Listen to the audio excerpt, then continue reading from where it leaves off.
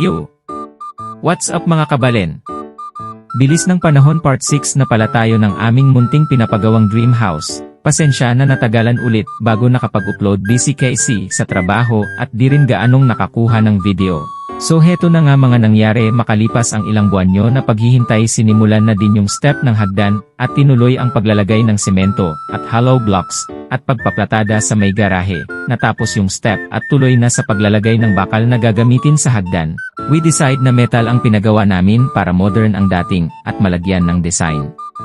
Pinauna muna namin ipalagay yung hagdan para di mahirapan sa pag-akyat ng mga gamit at para ma-check din ang second floor, then nung natapos yung pinaka-base ng hagdan, not sure kung ano tawag dun.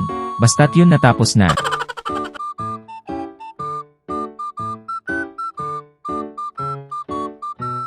At yun nalagay na yung pinaka-support ng hagdan, tuloy ang pagpuputol ng mga bakal para yun ang gawin step ng hagdan at patungan ng kahoy, tapos i-welding ang mga bakal na naputol upang magiging matatag at tumibay ang mga step ng hagdan at ganun din ang pinaka-suporta ng hagdan, winelding din ito upang masigurado na matibay at di basta-basta masisira kahit marami ang umakyat.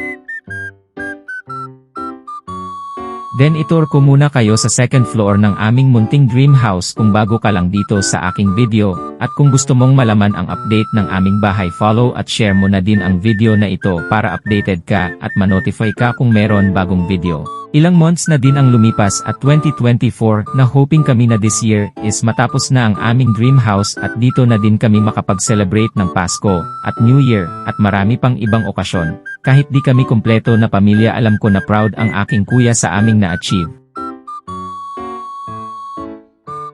Raw ang finish ng platada na pinagawa namin, lalagyan pa kasi ito ng skim coat. Pagpasensyan nyo na ang magulo pa at madami pang mga kalat, di pa kay C nakapaglinis dahil tuloy-tuloy pa din kay C ang paggawa, kaya di rin matanggal pa ng mga ibang construction materials. Yun na ang kabuuan ng aming second floor.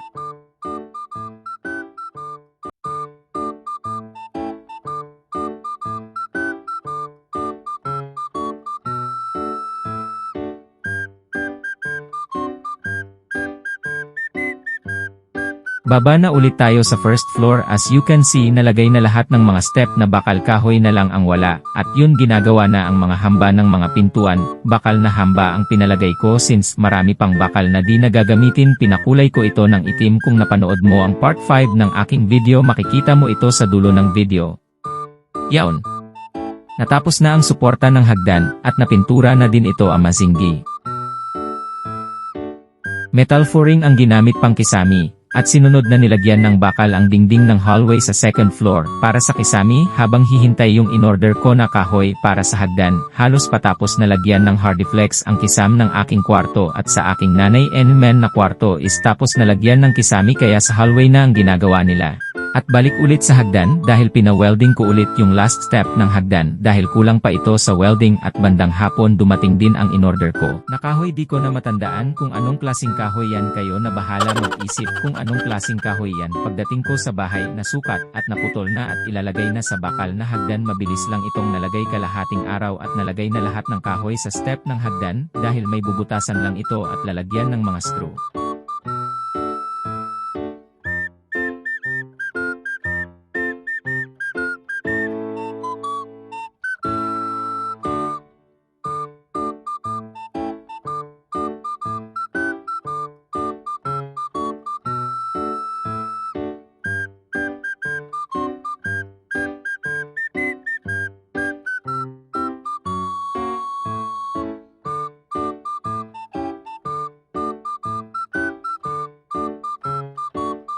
And here is the picture nung nalagay na ang mga kahoy. Then next is yung mga pintuan na ang sunod. Pagpasensyahan nyo na yung mga pintuan na dumihan dahil sa alikabok at napending ng ilang buwan since nag-ipon muna kami para ipagawa ulit ang bahay. Tapos na din yung handrail, mabilis lang din nalagay.